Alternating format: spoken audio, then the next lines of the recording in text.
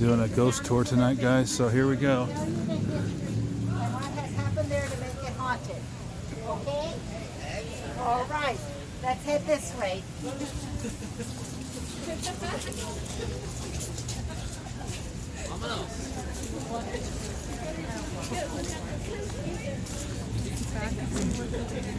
You're fine.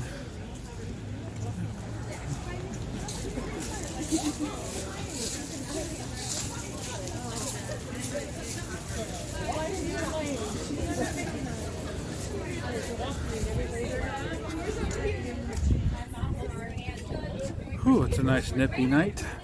About 38 degrees in downtown Fort Collins tonight, guys. Woo!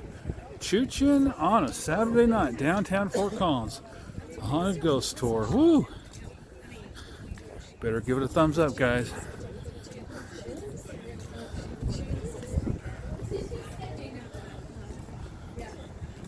Yes, I did go there. Yes. Yes.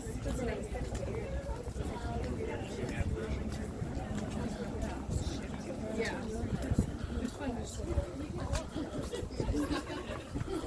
Those Christmas lights out tonight in downtown. It's looking good, guys. Looking good.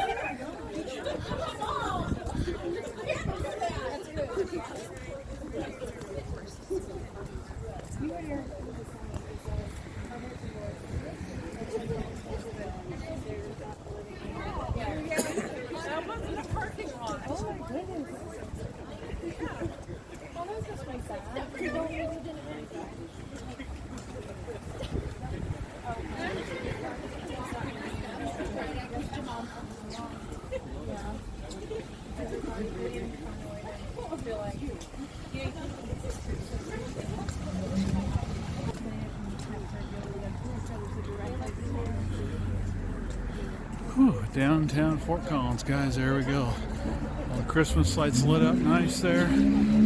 Assholes thinking their vehicles are really cool. Look at that.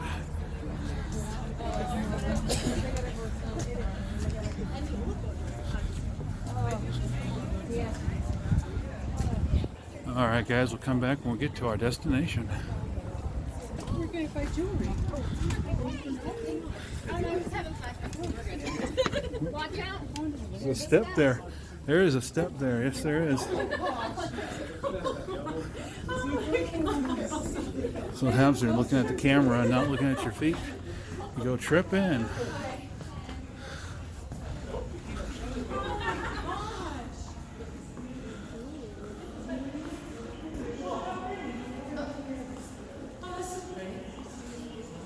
Look at all that ceiling up there. That's pretty cool.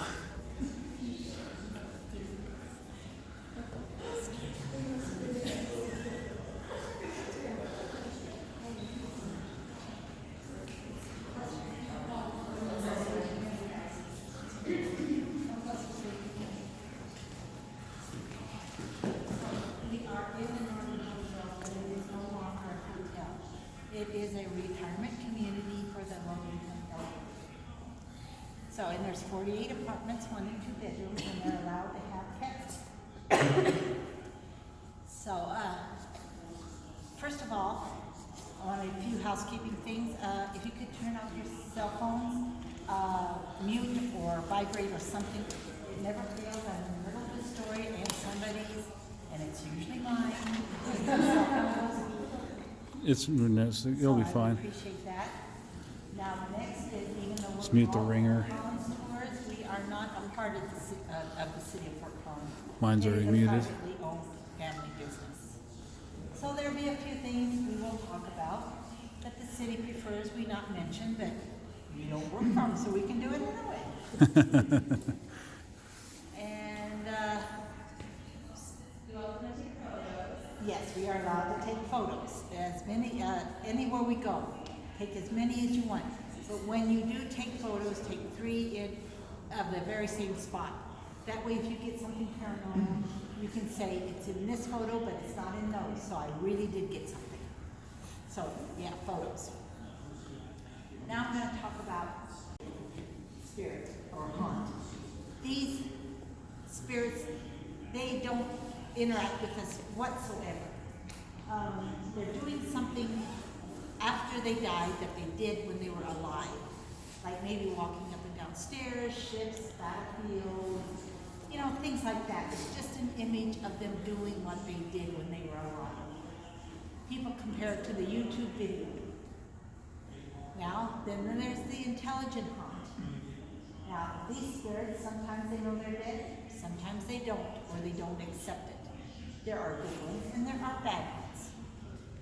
They do want to get a message to us, maybe by talking to us, like hello, or get out, pulling our hair, pulling on our clothes, maybe even scratching us, things like that. That's the intelligent haunt. Now the next one is poltergeist. Have you seen the movie? Not me.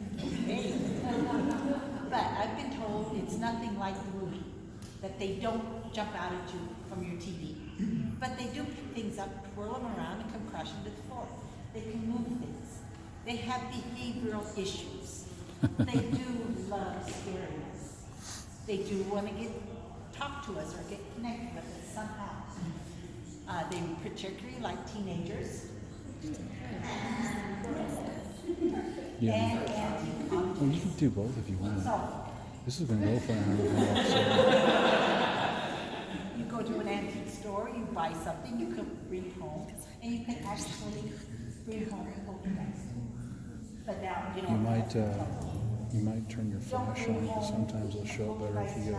You know you're an antique. At least that's what I always know. Somebody's got stuff on mine. So, those are the three types. Now, the Northern Hotel, it was actually built in 1905, but it began in the 1870s. It was called the Agricultural Hotel. Room with a bed, that was it. They tore it down, they rebuilt it. It was called the Commercial Hotel. Still not really much to talk about.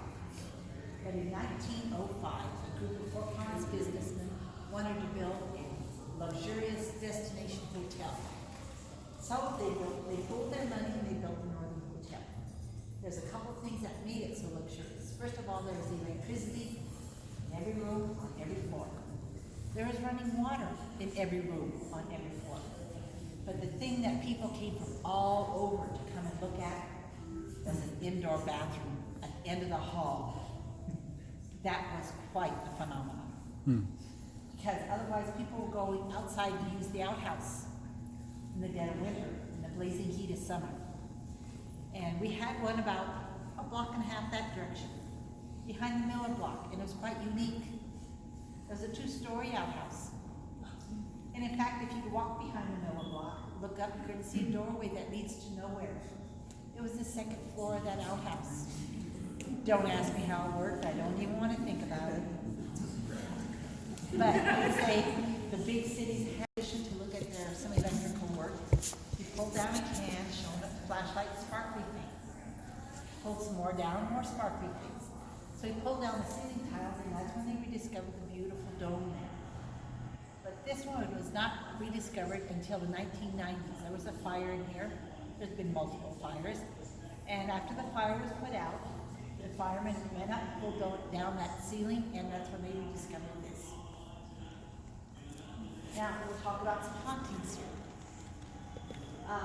The first one started probably about the early 1950s. And that is because in 1980, World War I ended, our soldiers came home, bringing with them the Spanish flu, a worldwide pandemic. Now, there was a young woman with her little girl traveling from the east to the west. She was only going to spend the night here. She got caught in the quarantine for 3 weeks. Because Fort Collins, that's how hard Fort Collins was hit. And our brand new cemetery, tripled in size during those few weeks. Well, unfortunately, the little girl got the flu and died. But at the end of the quarantine, the mother went on to her destination. Now, 1950 rolls around, they started seeing a woman up on that second floor walking. But she really wasn't just walking, she was searching. She was trying to look for something, find something. She would look indoors, behind doors, in rooms, behind furniture, trying to find something. So we're thinking, well, could have been that woman. 1950s would have been about the time she would have passed on. She probably came back here to find her little girl. Now what adds a little bit more credence to the story is that we've got to know quite a few of these people that live here. One elderly gentleman takes a nap every afternoon, same time. He'd be sleeping for about an hour, and then he'd be shaking so violently awake, and he'd turn around and he would look. There was never anything there. He got so used to it, he said, "Do you mind? I'd really like to sleep a little bit longer. Thank you." So then he'd roll over, drift off to sleep. Then something like a small child would start jumping up and down, up and down, up and down on the bed. So we're thinking it's his mother and the daughter. Now there's another haunting that happened because in the 1970s.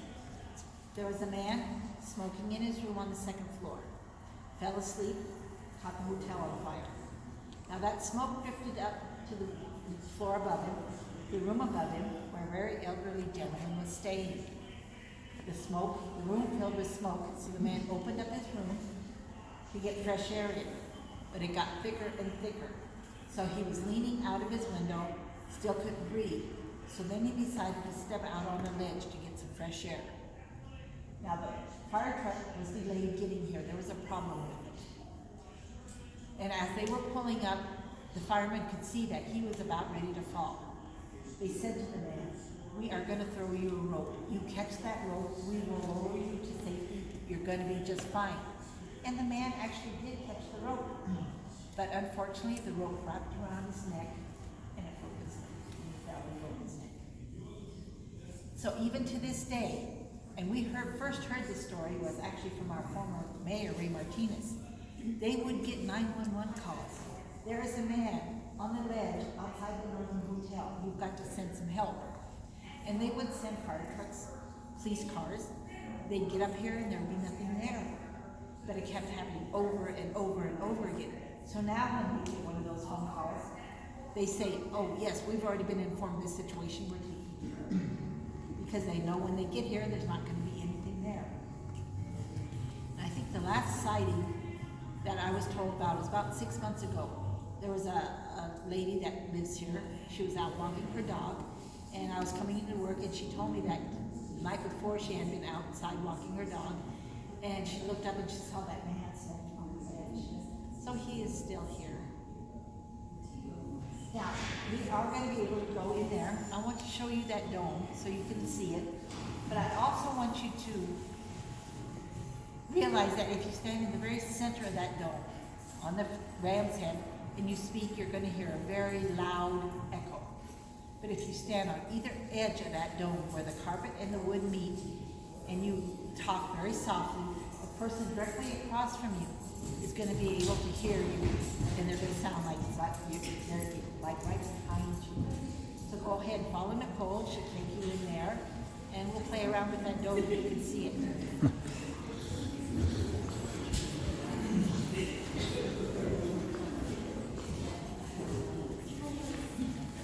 Rib across from you will hear you super loud right behind you.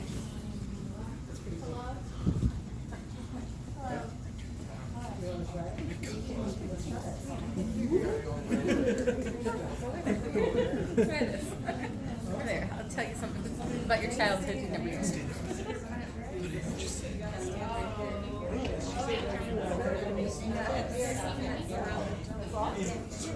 The dome.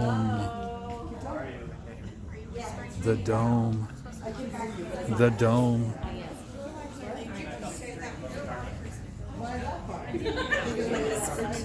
You need to come closer.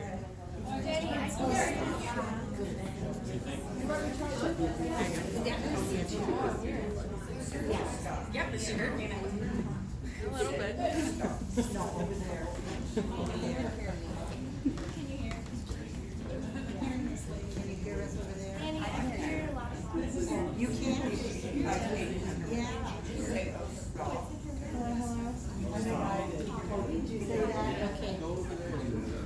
I heard you.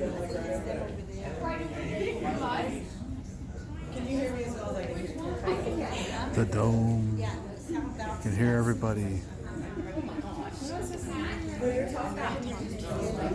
Okay. Well, we're gonna try this here. We're gonna try this here. Let's give this a try.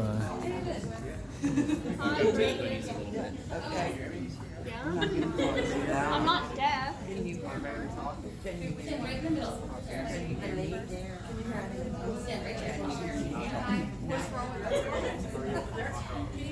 Let's try this over here. Can you hear me? I can kind of hear you.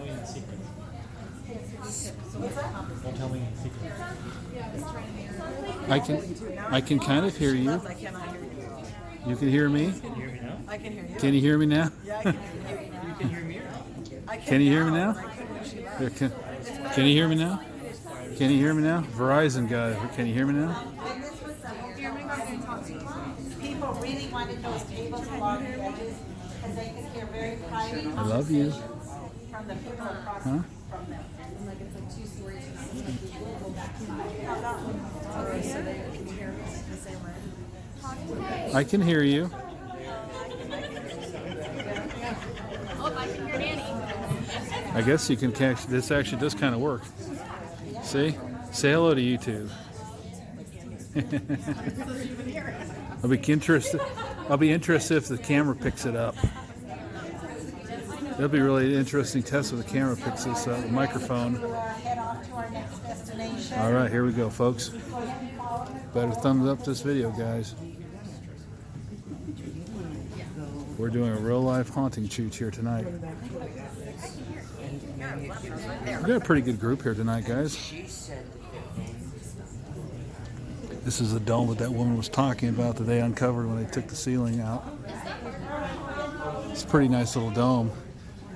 The sound echoes off the dome, reflects back down. That's why you can hear people whisper across the room there. All right, here we go, folks. We're going to come back when we get to our next destination. And that's where we were, guys. This is the hotel we were just in, guys. All right. Choo-chin on a Saturday night, folks.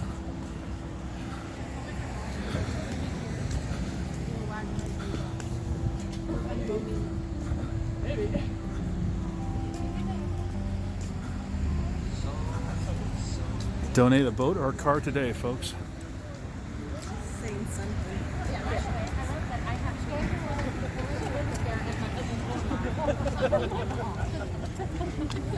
It's like Christmas math all together. All over again. Heather. Woo! One of these days, if you guys subscribe to the channel, we'll be able to do these chooches live stream, folks. So make sure you subscribe to Spanky Chooches and hit that thumbs up button if you like this video, guys. Would have done this anyway if I didn't have a channel, but hey, if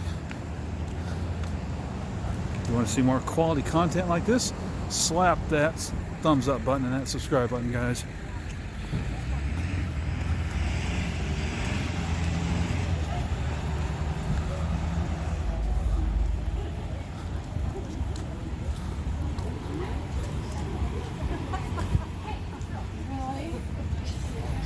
Hope I can remember how to get back to the car tonight, folks. That'll be a lot of fun. The Welsh Rabbit Cheese Bistro. Look at that cool place in there, folks. Woo, doggies. Looks like a cool place to go hang out. Got a lot of nice architecture down here in downtown Fort Collins.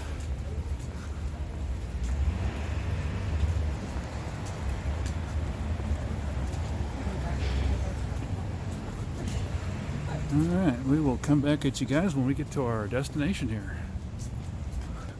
All right, here we are, folks. Our next stop. These guys and people in here are like, what the fuck are we doing here? The fuck are all these weird people here?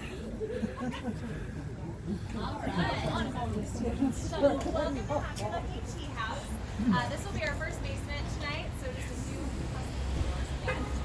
These buildings predate OSHA, so there's not a lot of safety here. This stairwell, I would watch first step, but there is a handrail if you need. But when you get to the bottom, there is a low-hanging bar and then a concrete beam right after that. So just watch your head if you're taller than like 5'4". We're gonna be ducking, folks. So also just kind of watch your hands and arms as we enter. And we got another step right here, so we're gonna make sure we don't trip on that one this time. Here we go, folks.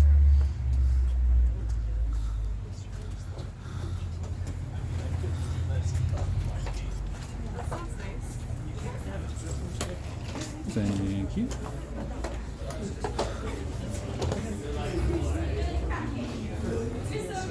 It smells interesting in here. Very, very interesting. We're going into a basement if you guys didn't hear that. So here we go, folks. Woo!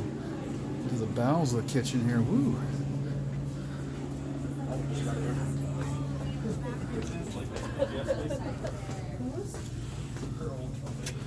Tight spot back here. This is where you Let's head all the way into the very, very back room. We're gonna squeeze in real tight together.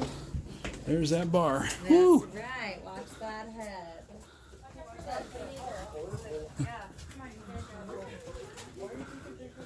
Guess it's probably a good thing we weren't doing a live stream tonight, folks, because I'd be cutting out right now. What is the basements of downtown Fort Collins? Spank that thumbs up, guys.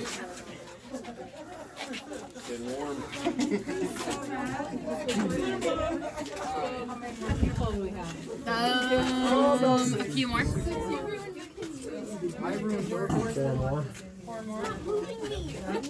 There they are. I thought it was gonna be way worse than that. Move in. I think people will be like, oh, someone Is there room for more? Do you guys want to go? Okay. All right. Can everybody hear me? Yes. Wonderful. So once again, welcome to Happy Lucky Tea House. We are super grateful to all of our local businesses that allow us to come into their locations, but I am especially grateful for Happy Lucky because I think that's just so kind that while they're working, they literally let us go behind their counter to get in here. This is the Fort Collins Original Jail. And where you are all standing now is the original solitary confinement cell. Ooh. So this hallway There that we we go. just walked down, instead of shelving on both sides, would have been tiny little jail cells. Oh, okay.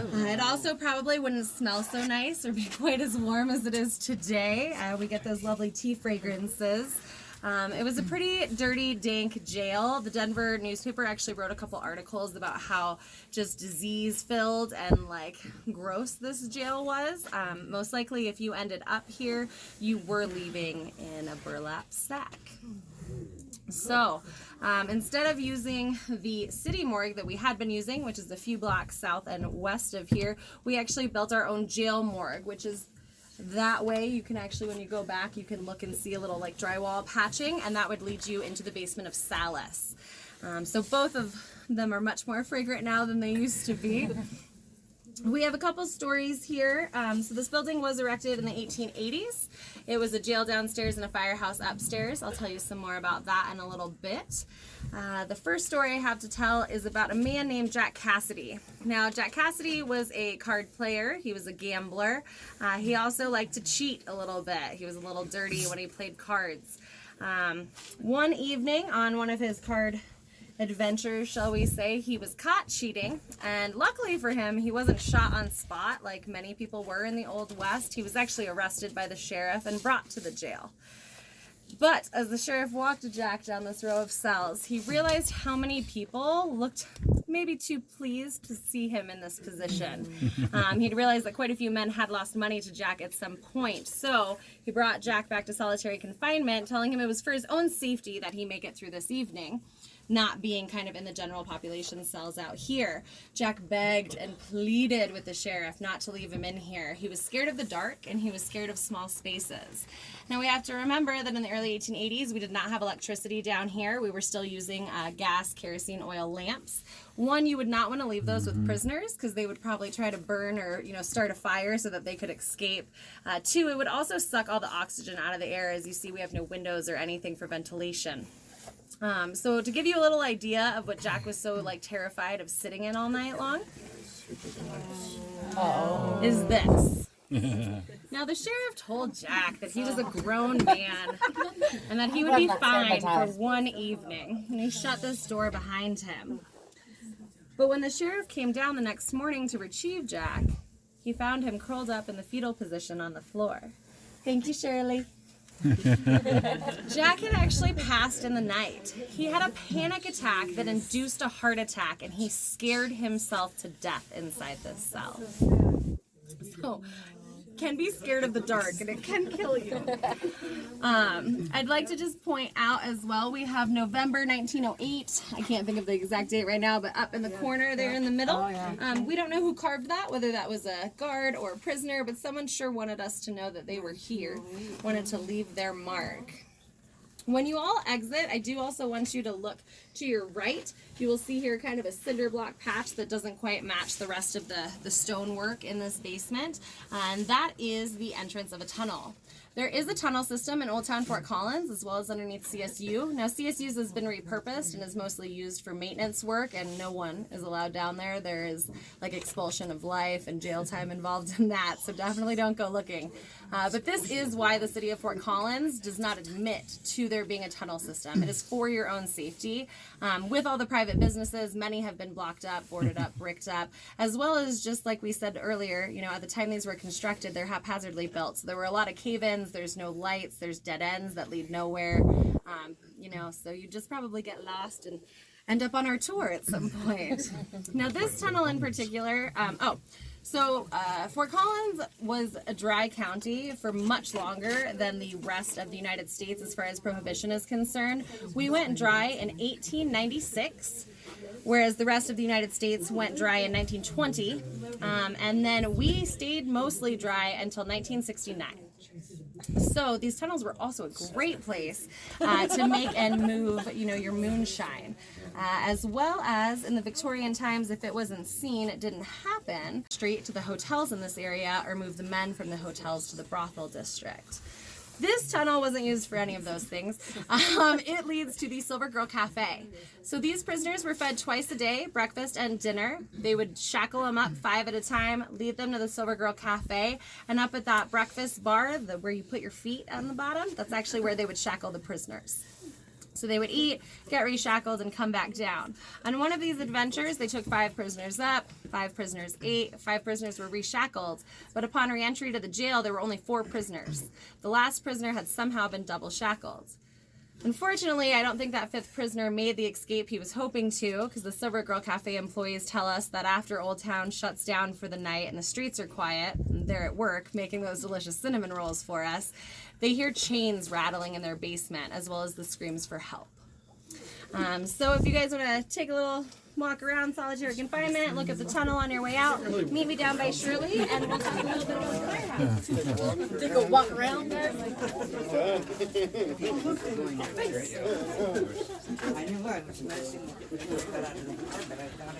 There you go, guys. Some similar stories of Cheyenne, too. Ladies of the night and all the beer running underground in those tunnels there. Wonderful. I am happy to hear that. Now we can continue the tour in peace. Or hopefully not in peace. Well, a different kind of peace, shall we say. We're just Yeah, so can you imagine being a prisoner down here? little teeny tiny cells. Figured that might get us, kicked off the tour. No. So like I said, this building was erected in the 1880s. Jail downstairs, firehouse upstairs. This was actually an operating jail up until the 1950s. Now around this time, not only with population growth, we had some technological advancements. So they ripped the jail cells out here. This used to be a wood flooring. That was when the firehouse was using horse-drawn fire wagons, so there was no problem with that.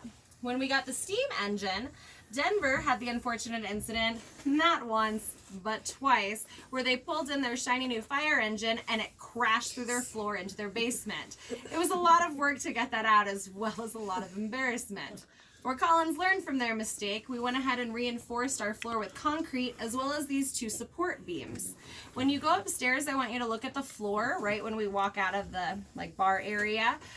There are yellow boxes painted on the floor, and that was for the fire engine driver to line up his tires so that they knew they were on those extra support beams. As we walk around the counter, I also want you to look at their little condiment stand there, because that is the original firehouse pole. And then I'll have you follow Shirley on upstairs.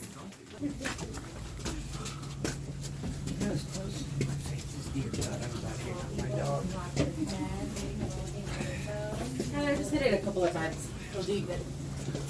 Here.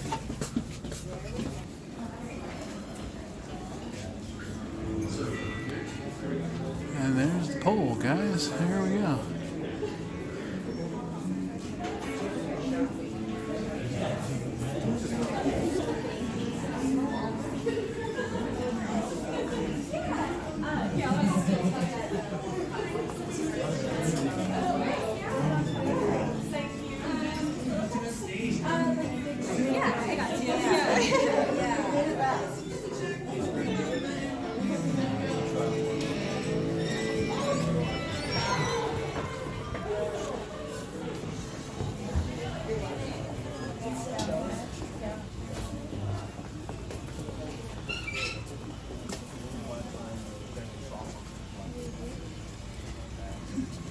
Not that long ago. All right, so, right here, that was where the sheriff's was. That's the sheriff's office. And those bars on the windows are the original bars when it was a sheriff's office. And I think it's the second one down there. There is actually a bar that does have a song through, and because somebody didn't want it, because they did have some holding cells up here. Not all, if you had too much to drink, they would throw you in there to sober you up and let you go in the morning. Or we had a traveling judge, and they would bring him up from the basement, put him in these cells while you waited to see the judge. So this is where the sheriff was. He wasn't down there in the dark. So this story that I'm going to tell you is about James and Eva Howe. They lived in New York City when they got married. And Eva, she was the ripe old age of 15. James was in his 40s. Oh, dang. That's really gross. But those young ladies wanted to marry those older men. They already had money. They had land. They had social status. And back in the 1800s, if you were in your 40s, you didn't have a whole lot longer to live. So if she wasn't very happy with her situation, hopefully he kicked the bucket. She'd get his money, then she could go out and marry whomever she wanted to. Things haven't changed a whole heck of a lot, have they? No. Nope, they still do it. Human nature. They left New York. They stopped here in Fort Collins. And James said to Eva, this is it. This is where we're going to raise our family. This is perfect. So he actually built her a house about 2 blocks that direction. Those of you from Fort Collins would know it as the old Armadillo property. Those of you new to the area, that's where they built that beautiful Elizabeth Hotel. And from all of my research, everything was fine in the beginning. They were just a typical couple. But in 1883, Eva becomes pregnant and gives birth to a little girl. That little girl's name is Gertrude. Now, this is when James started to drink. And when he drank, he was an evil, horrible, nasty man. And he would come home drunk at nights, and he would beat Eva. And she was wearing long sleeves and veils for the next 5 years. It all ended April 3rd, 1888. He came home. He was so drunk, he beat her so severely that she passed out on the floor. And of course, he passed out on the bed. Now, when she came to, she went next door to the neighbor. She asked that neighbor man, I want you to come down here to the sheriff's office. I want you to bring him back to my house. He did. But when they got there, Eva met them at the front door. And Eva said to the sheriff, I want you to talk to James. I want you to scare James. But you are not allowed to arrest him. Because then her reputation, Gertrude's reputation, would be in jeopardy. The sheriff went and talked to James. Tried to put the fear of God into that man. What he was doing was evil. It was wrong. He had to change his ways. Next morning they get up. Off to work he goes after Eva makes him breakfast. But the minute he turns the corner, she takes Gertrude back to that house, the neighbor's house. She goes back home. She pulls down her steamer trunks. She begins to pack. There's a train leaving mid-afternoon. She and Gertrude were going to be on it. He wasn't doing this to her ever again. Now, we don't know why. But James shows up at the house at noon, catches her packing. At 12:15, a Mr. Evans was passing by out front. He saw them standing in front of the house. Then he saw Eva falling on all fours. He was behind her. He had a knife in his hand. He lifted up her hair and sliced open her cheek. Switched the knife to the other hand. Picked up her hair again and sliced open her throat. Now, Mr. Evans jumps down, tries to help Eva, but she dies in his arms. He comes, gets the sheriff, they go back to the house. James had already gone inside. He tried to convince the sheriff it was self-defense. Of course he didn't believe it because, first of all, there was a witness. And then Eva was like 4'11", James was over 6 foot. So he arrested. But people were already gathering. They were pointing their fingers. They were whispering. The only thing James said to the sheriff was, you've got to protect me from those men. If you don't, I know they're going to hang me. The sheriff said, we haven't had a lynching here in Fort Collins. We aren't going to start with the likes of you. You will go in front of the judge. That's going to be the judge's decision. So he locks them up. But all afternoon, that's all people talked about. They were getting angrier and angrier. 8 o'clock that night, the whole town of Fort Collins was pitch black. A group of men come down that alleyway. They break into the sheriff's office. They demanded James. Of course, the sheriff says, you're not getting him. So the records say that they went and they held the sheriff at gunpoint. They found a hammer, they found a chisel, and they chiseled him out of his cell. And it took between 30 to 45 minutes to do it. They drug him out, back down that alley 100 yards away. They threw a rope over the derrick and they slowly hoisted him up. Now, it also said they let him hang there for almost an hour before they actually went and cut him down. Probably to send a message that what he was doing was wrong. This is what happens. People say James got what he deserved, end of story. This is a ghost tour, guys. First of all, that property, they say it's cursed. Because we know 4 suicides and other really creepy events have happened on that property where the Elizabeth Hotel is. Now, the house actually sat empty. It was declared uninhabitable for humans. A lady bought that house. She had it moved to Myrtle Street, where she had it renovated. I ran across this little article, and it was kind of like a tongue-in-cheek article, because she says, you know, I really didn't rent it out to humans. I rented it to college kids. Now, the house has been bought and sold many, many times. The people that currently live there, Lori went to go talk to them. She said the day they moved in, she got a package from her family back east. She opened it up and laying right on top was a note. And the note said, I hope you can use these for your new house. It was a set of knives. Purely coincidental, I'm sure. But she also told us a few weeks later she was out in her yard. She was doing yard work. She heard this horrific screaming come from inside the house. She drops what she's doing. She runs in. She looks at her husband and says, are you hurt? What's going on? What happened? Why did you scream? He looks up at her and goes, what are you talking about? I was outside, I heard you screaming. What happened? What made you scream? He said, I didn't scream. I've just been sitting here at the kitchen table sharpening those kitchen knives. Whenever she's around and he sharpens a knife, she can hear a woman scream. He cannot. Now, a few years ago, there was a lady on my tour. She said when she was 6 years old, she lived in that house.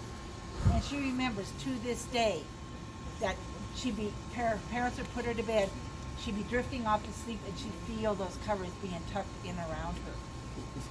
She'd open her eyes and there'd be nobody there. A few weeks ago, there was a young lady on my tour. She was a CSU student and lived in that house with friends.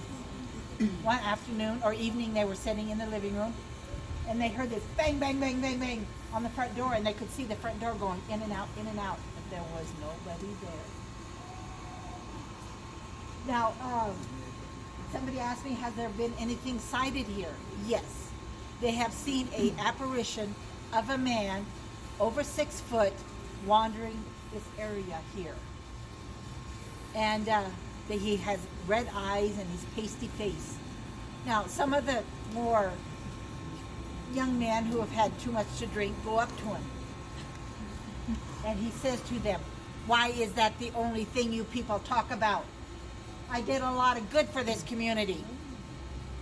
So we're thinking it must be James Howe. And yes, he did do a lot of good. But remember, if the very last thing you do is something evil and wrong, that's the only thing people are going to remember. So Gertrude actually went to go live with her maternal grandparents. James and Eva are buried side by side at Grandview. And Howe Street is not named after our murderer. We had a Judge Howe. So, any questions? Kate, follow me and we'll take you on to our next step. No, but the tarot's brief when it was approved. You need to take a picture of it? How is it hanging? So you can see the spirit on The old jailhouse, folks. There we go. What a lovely little building. You never thought all that shit went on there.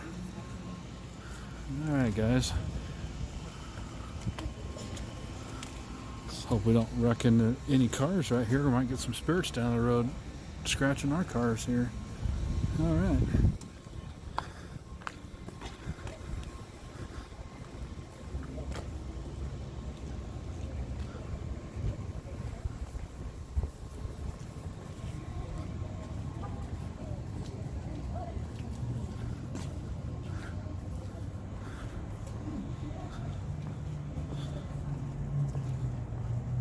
Oh, there you go.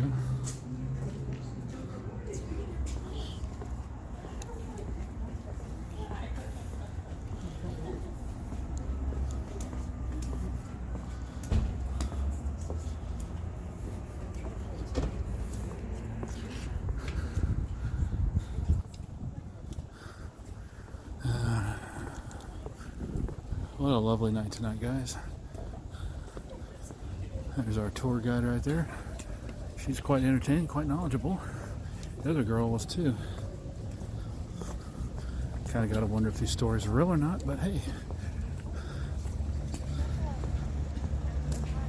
People like haunted stories right before Christmas, don't they? Screw Halloween.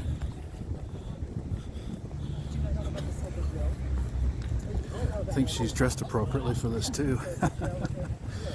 Alright guys, we'll be back at you in a short time. There's a cool waterfall right there. Isn't this where we started? Okay.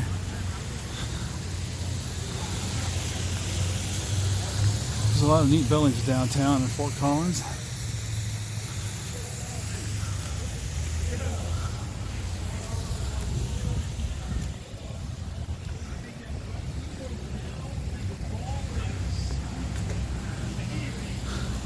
Well, there's nobody in there. Dang. All right, we'll be back in another second, guys. Downstairs again, and behind their business through a couple doors. Once again, there's low-hanging pipe with sprinkler system attached to it. And in that back room is a very low-hanging pipe. So even you're gonna have to jump. But also, it gets very, very warm down there. So at any time, if anybody's starting to feel too hot, too overheated, just let me know and I'll bring you upstairs into the fresh, cool air, okay? Oh, lovely.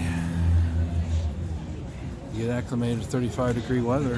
Hey, this is the old town arcade. This is the one that's like flippers that I was looking at, remember?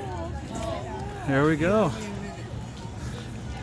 Monday night, all night arcade right here, guys.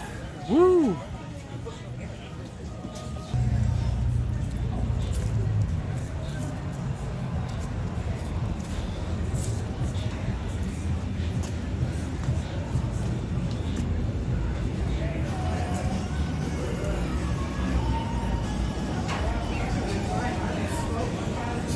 Steep steps here.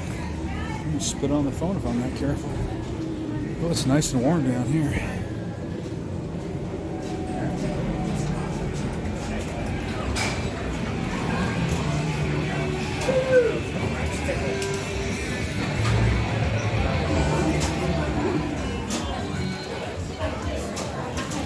Pretty exciting buses.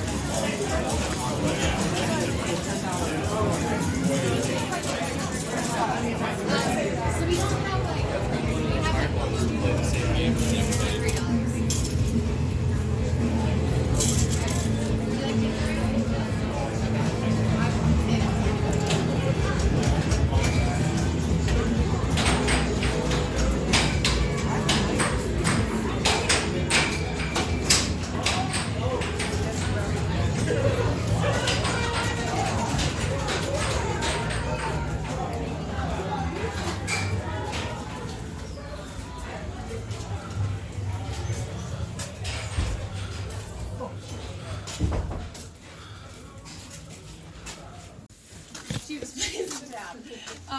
This is also the Avery building. Now, a man by the name of Franklin Avery originated in New York. He was a businessman out east, and he did as many people did at that time and got the bug and decided to come out west. Now, he originally settled in Greeley, which was then called Union Colony. He helped found their city, design their streets and city layout, kind of helped them get that set it up, but quite quickly came to Fort Collins, proving we were always cooler even back then. He also helped design Fort Collins, city layout, street layout. He's one of our founding fathers.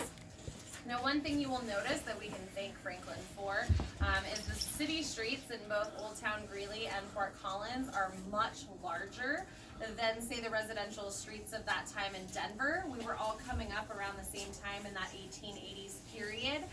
In Denver, you have cars parked on both sides and can barely fit one lane of traffic in the center, whereas both Fort Collins and Greeley, you have parking on both sides of the street in the middle, as well as 4 lanes of traffic in total. This was due in part to Franklin saying, "There's so much space out west, I intend to use it all." Also, Franklin was quite lazy. He did not like to back up his horse and wagon when it was fully loaded. This was the 1880s equivalent of parallel parking. So all of the streets in Old Town proper were made wide enough that at any point in the street with a fully loaded wagon and a full team of horses, you could just flip a U-turn. I'm very thankful for that. Now, the Avery family, like I said, Franklin had come out here. He did quite well in business and amassed quite a bit of wealth. As many men at that time, he did what they did, and that was to start a bank. So this was actually the first national bank of Fort Collins. He then decided that his family should come with him. So he invited his brother William, who was a lawyer out in New York, with his wife Mary and their daughter Pearl, and told them that they must come. They came out. William's law business was doing rather well. So well, in fact, that he actually hired on a local business partner, a man by the name of Frank Millington. Everything was going real well for the Averys. But like every family, there's a few skeletons in their closet. Now, Franklin had a daughter, his son-in-law, a man by the name of Newton Cross. He actually had an office upstairs. He was a lawyer by trade as well, but the trade that he specialized in was kind of new at this time and a little bit scandalous for this time. He was a divorce lawyer. This was not very popular in the 1880s Victorian era. But there was a couple, a woman enlisted the help of Mr. Newton. They had come into quite a bit of money, and her husband was spending it all gambling and drinking. Now, Newton took this case and won it. So the wife was allotted quite a lot of money, and this did not make the ex-husband very happy. He came down to the office to have words with Newton. He decided that words were not quite getting what he wanted to portray across, but a pistol would do the trick. He shot Newton twice and left. Now, he was brought across the street to a doctor's office, but when the ex-husband found this out, that he had not killed this man, he actually showed up at that office, shooting him until he died. That's not the real story I came down here to tell you, though. Let's go back to Frank and his brother William. Now, like I said, William Avery hired on a business partner in his law office, a man by the name of Frank Millington. Everything seemed fine, but there were whispers in the servants' quarters that the wife Mary and the business partner Frank Millington had actually been seen in whispered conversation on the back steps of the Avery mansion, just a few blocks from here. William tragically died one day in his sleep. No autopsy was performed. It was still kind of considered barbaric at that time, and Mary didn't want one. Now, as one of kind of the founding families, there should have been a large procession at a funeral. The whole city would want to come and, give their graces and their dues, but Mary insisted that they have a very small funeral and a very quick funeral. No one thought too much of it. They just figured it was the wishes of a grieving widow. Now, in Victorian times, when your husband died, you would be in mourning for 3 years. The first year, you would be clothed in all black, wearing veils and cloaks. When seen in the public streets, you would sometimes just drop to your knees and moan to the heavens about how much you missed your husband and why, God, why. Now, the second year, you could incorporate a little bit of gray. By the end of the third year, you could return to a fully colored wardrobe, as well as be able to step out with a new man. Now, Mary didn't quite make it to 3 years. She made it 9 days. 9 days before her and Frank Millington ran off to Denver to elope. When news of this reached the Avery family, they screamed foul play. They had them arrested and brought back to Fort Collins. They also convinced the Fort Collins judicial system that we were too redneck and backwards to be able to prosecute their brother's murderers properly. They had a high-powered attorney come out from New York to perform this. And even with the testimony of a local shopkeeper saying that he had sold Mary Avery a bat product called Rough on Bats. Oh, the autopsy. Let me back it up. There was an autopsy performed at this time, and they found that there was so much arsenic in William's system that it could have killed 10 grown men. So, shopkeeper testified that Mary had bought a bat product called Rough on Bats, which was arsenic-based. The jury of peers did not feel that this was damning enough evidence to convict them, as they thought William might have heard of the affair and taken the arsenic himself, just causing suicide. Now, Frank and Mary were acquitted, and they quickly took off to Nebraska to live the rest of their days, which some deem a fate worse than death. Just joking. Go Big Red. Now, we are on a ghost tour. Story doesn't end there. Down here, this half of the arcade used to be owned by a man named Basil and his wife. One night, some teenage girls were playing the bowling ball game. It's a very old game. You roll this like wooden ball down, pins go up, ball comes back. They were playing just fine for about half an hour, and then they went to grab him and let him know that the ball had stopped coming back. This happened every once in a while. It was an old game. It would just get stuck in the hatch. So he opened up the maintenance hatch, but there was no ball. They continued to look under the pinball machines and look around. They got flashlights, but there was no ball to be found. He actually started to think that the girls stole the ball, but since he had no evidence of that, he just gave them their quarters and let them on their way. They closed up shop for the night. His wife and him came back the next day to see if they could figure something out, because it's an old game, they don't make parts for it, you have to have this kind of specific piece, and he wasn't sure if he might have something from another game in the back. His wife waited out on the floor for him, and while she stood there from underneath the pinball machine that they had looked very carefully the night before, that wooden ball came rolling out and landed right in front of her feet. When she told us this story, she said that she felt like it was William Avery, letting her know that he was still here. As far as the upstairs of this building goes, it contains some offices as well as some apartments, and it has for quite a long time. Now in 1983, Coloradoan reports that there was an exorcism done on this building. But we don't think that took because in 1986 an exorcism was done again. The apartment residents will tell us from way back in the recordings all the way up until now that there will be drafts when there are no windows or doors open, lights flicker on and off, black shadows are seen over their beds, appliances just turn on and off. One interesting thing to point out is in this back corner is a mirror. In this mirror, occasionally, while photographed, there will be a man who is not on our tour. So definitely, if you'd like to take some pictures there. I do also have an EMF detector if anybody is interested. And it is rather hot, so if anybody wants to leave promptly, you're more than welcome to follow Shirley out. Otherwise, we can take some photos and then move on to our next location. If there are any questions, now is the time. Okay. Oh, it's okay. This mirror back there.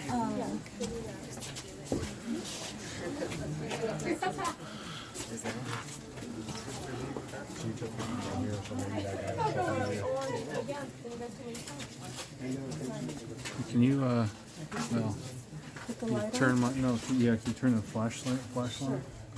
Because I can't turn mine on while videoing here, unfortunately. Worthless Samsung garbage. That'll do. So I'm like, right about that area, I would stay away from that. But pretty much anywhere else you are good to go. If it starts lighting up, you can try to communicate, you can take photos in that area. I do, I only have one on me. You can definitely take a turn. Boo! What are we measuring? So it's an EMF detector, an electromagnetic field. They were originally from like the 40s and 50s to have house owners be able to find where like electric is behind the drywall. Oh yeah. But paranormal researchers believe that when you're not near an electrical outlet and it's We ran into the previous tour. This is our most haunted spot. Many things have happened to people down here. So, how many of you have eaten at the Rio? It's really good Mexican food, isn't it? Oh, killer margaritas, yeah. Does anybody have an idea what that was in the beginning? Then when it was first built? No. Well, I'll give you a hint. The man that worked there, his name was H.M. Ballmer.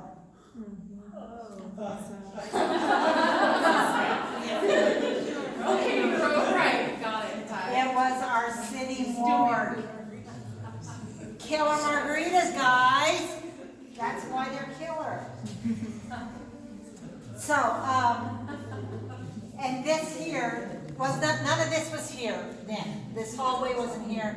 None of this.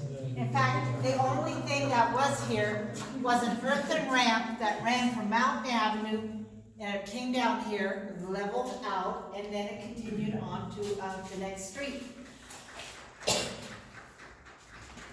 And that is because there would have been an entryway here, a tunnel, that led from here into the basement of the Rio, where the morgue was. So the horses carrying, pulling a wagon, and in the back of the wagon would have been a dead body. They would unload that body, take him through this tunnel system into the basement of the morgue. Or if there was a body ready for burial, they would bring it out, put it on the wagon, and some of them women were fine going into that basement. Others wanted nothing to do with it. Because if you ran your hands along that wall, those walls down in the basement of the Rio, they would come up with black soot because there was also a crematorium. Gross. Yeah. But also down there would be the tables where the dead bodies would lay. Instruments, bottles, things like that were all still down there when it was a morgue. And in fact, the drawers that would pull out from the wall where the dead bodies would be stored were still down there. And we've had people on our tour that have been wait staff of the Rio. They say so many things, strange things have happened there, down in their basement and up in the meeting rooms above them, and even on where people eat, the restaurant area. Now, none of this like I said, existed until about the 1940s, during World War II. The Japanese, in their infinite wisdom, thought that if they would tie bombs to weather balloons, send it up into the atmosphere, the wind currents would carry those balloons and those bombs over to the United States, to the West Coast, dropping on the cities, killing thousands and thousands of people. Well, it didn't work very well. In fact, from all of my research, I can find of 3 places that they actually did land. One was in actually Washington, Idaho border area, and it did land on a family of 4, killing them. One was in Oklahoma, left a hole in the ground. Another one was right outside of Fort Collins, where Sweat's Farm is, where Sweatsville Zoo is now, Costco. It landed there, made a hole in the ground, made some noise, and that was about it. But the city of Fort Collins leaders became terrified. They wanted protection, so they asked for a bomb shelter to be built. So that's what you're standing in, is the bomb shelter. And to give proof of that, right there is a cardboard box. It has CD on it, which means civil defense. It's filled with crackers. That's what they put in the bomb shelters, to feed people. Yeah, it says it expires 1964. That was a long time ago. Probably still edible, but I wouldn't want to eat them.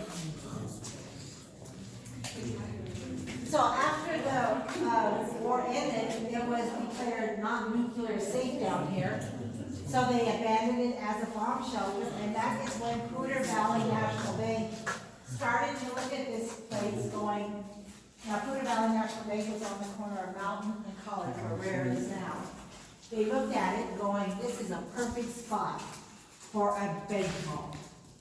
And directly above us is where they built their drive-through banking systems. So that's why there's that right there, and back in that corner is where these spiral staircases were that led up to little brick buildings.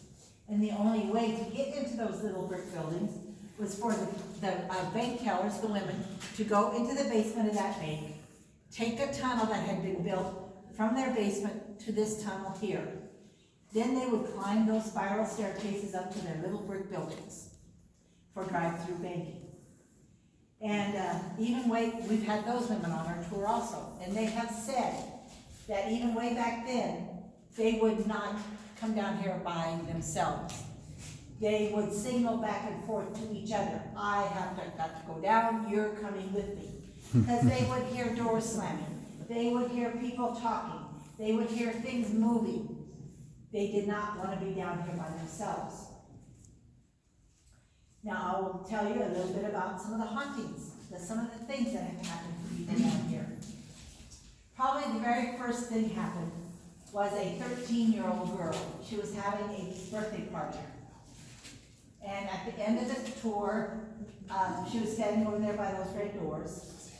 She turned to her mother and she said, my back is on fire, it is burning. So her mother took her over there to that corner, lifted up her shirt, showing her flashlight on her back. She had scratches from her neck, down her back, and curved up into a J. That's not the end of the scratchings that has happened on the tour.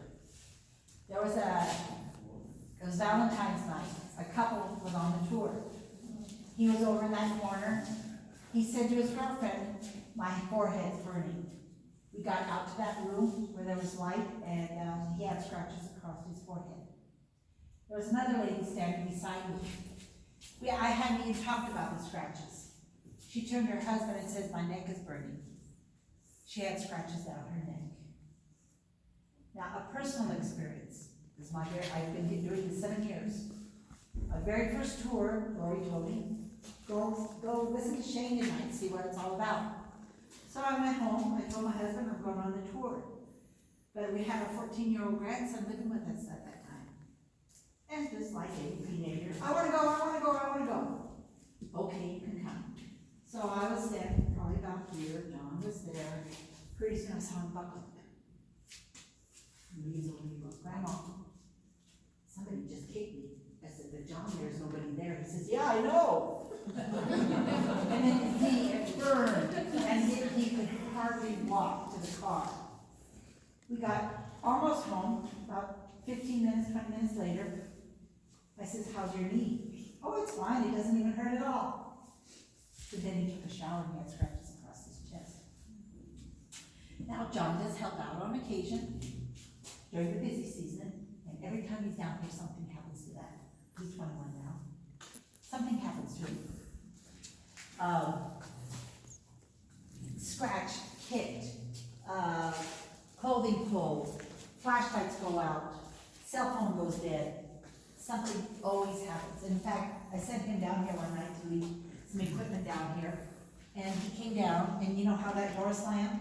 Well, it slammed on him, but there was nobody down there to do it. And then his flashlights go off.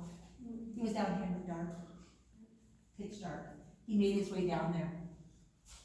So that is some of the stuff. One night Shane saw a ball of light jumping between these two beams. And there was another night, there was a couple that wanted to join our tour at the very end, but they had too much of the other kind of spirits. So Shane convinced them that they needed to go on their way, and they did. Then he was standing here talking, and he kept looking down the end of the hallway where that beam of light is underneath the door. He saw footsteps going back and forth. So he said, Shirley, go see if that couple joined us again. It's down there. So I did. There was nobody there. I went upstairs. I asked the people. I said, did anybody come down? Nope. Nobody's been down. Now, it happened again about 3 months later with Shane and Ann. Being the great young man Shane is, sent Ann to go check it out. Now, we also haven't gotten something else. You guys watch those ghost hunting shows? They always do the EVP.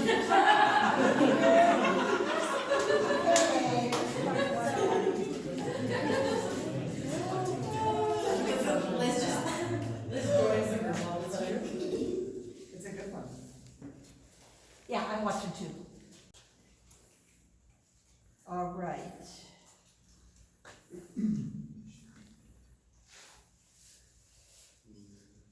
Hope I can find this. Okay. Now, kind of gather close. It's a whisper. It's very quick. And I'll play it a couple times. I hope I'm on the right one.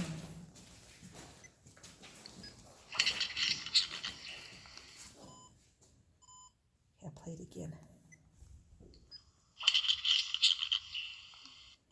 I'll play it one more time.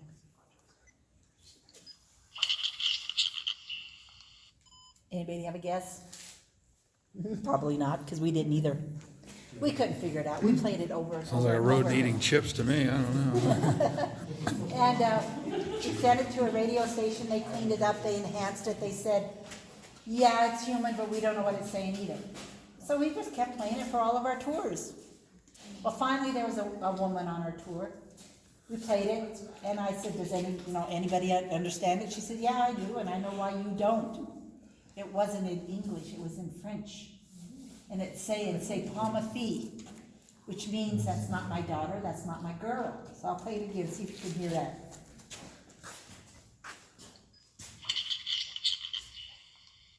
I hear like a Z.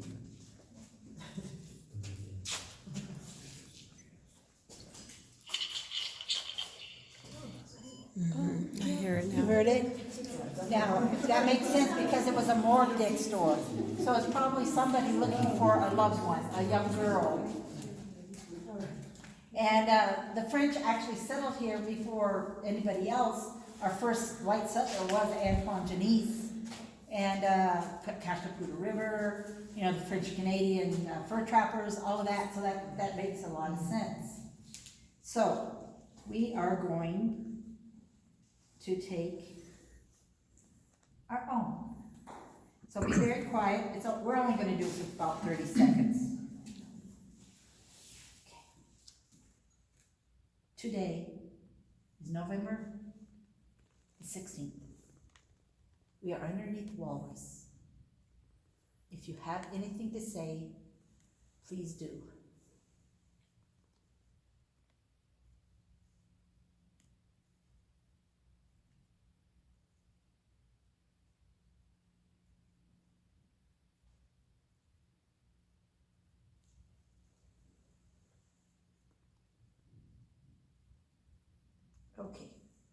Now, the first time that it was played, some of the women started bawling, some started running down that hallway.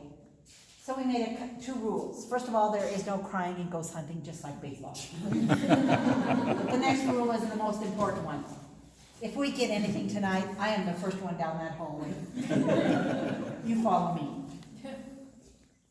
Today, November 16th, we are underneath Walrus. If you have anything to say, please do.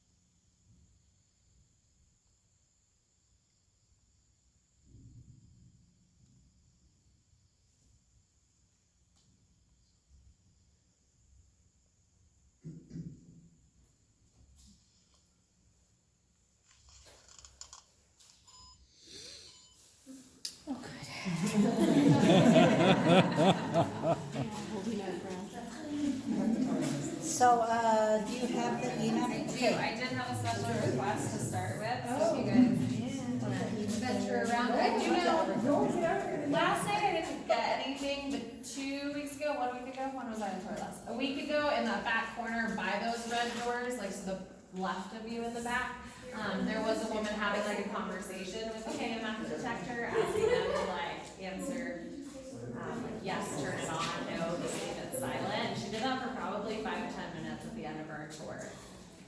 The last night we didn't get it, so we shall see. About probably 2 months ago, there was a lady standing Oh, yeah? there, and I was doing I'll do it right now. I don't know. Yeah, if you want to. Then she looked back at me and I said, "Are you okay?" She said, "Yeah, but something just grabbed my hair." And then as we were walking out, she said, "Yeah, and a man told me to." I don't know if you'll get signal down here though. I would have just, well, then you could have been said, you know, yeah. So I brought up the ghost things. I work for Coast to Coast Event Festival. And the guy was like not in the corner.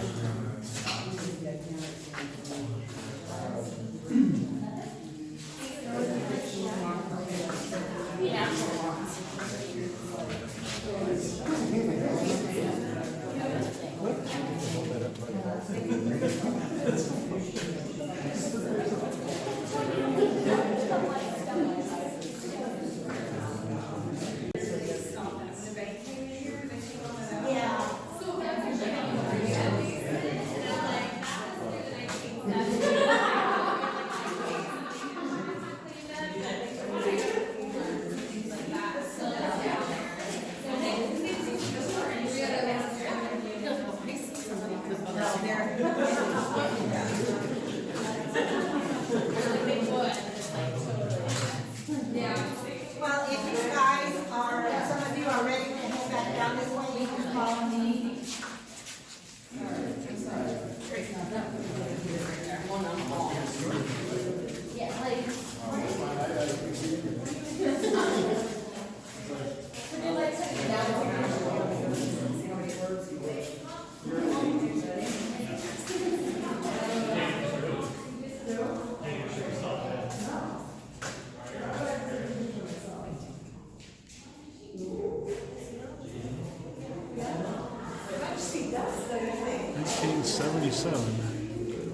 They're leaving here.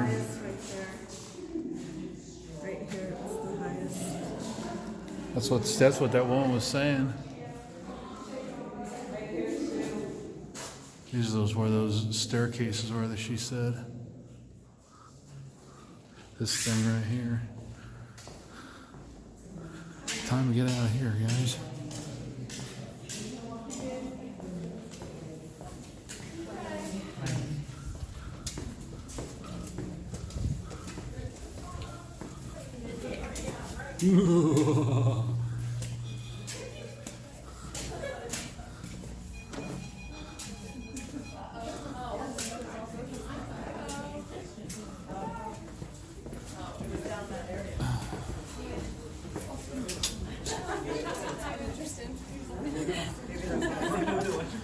Oh, lectures. So I just want to thank you guys for being part of our tour tonight.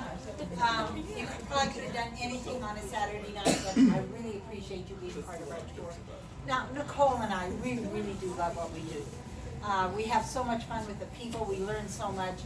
And if you have enjoyed yourselves and want to show us some appreciation through tips, we really appreciate it. We do work for them. Now, Lori wrote a book, Ghosts of Fort Collins. And you can read about the stories that I told you, and there's about 30 more of them in there. Now, when she moved here, she wanted to take a history tour. Nobody offered it. So she thought, oh, good business opportunity. So she started to talk to every single business owner in Fort Collins, in Old Town, asking them about their business, about the building, about the history. And every single one of them ended with, oh, by the way, we're haunted. We've got a ghost in the attic or a ghost in the basement. Every single one. In fact, where it all kind of came together and clicked, she was at Starry Night. She was talking to the owner.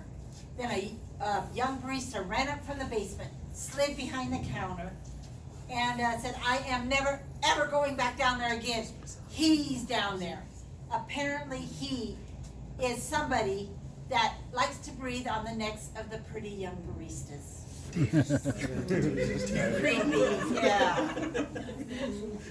So, once again, if you know where you're at and where you are headed off to, you are more than welcome to take off into the night.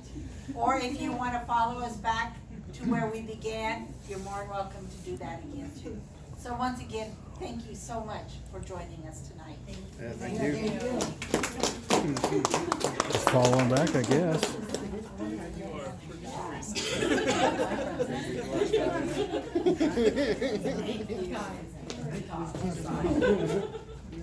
Thank you so much.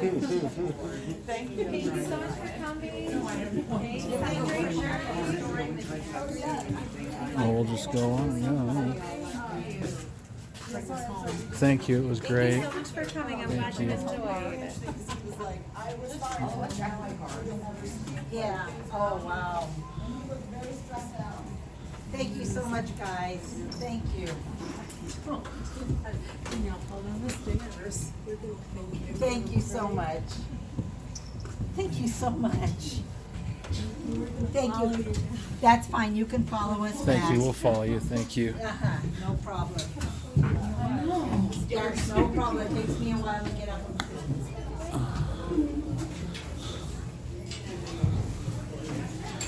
I was gonna say unless you want to stay for ice cream, but I don't have any.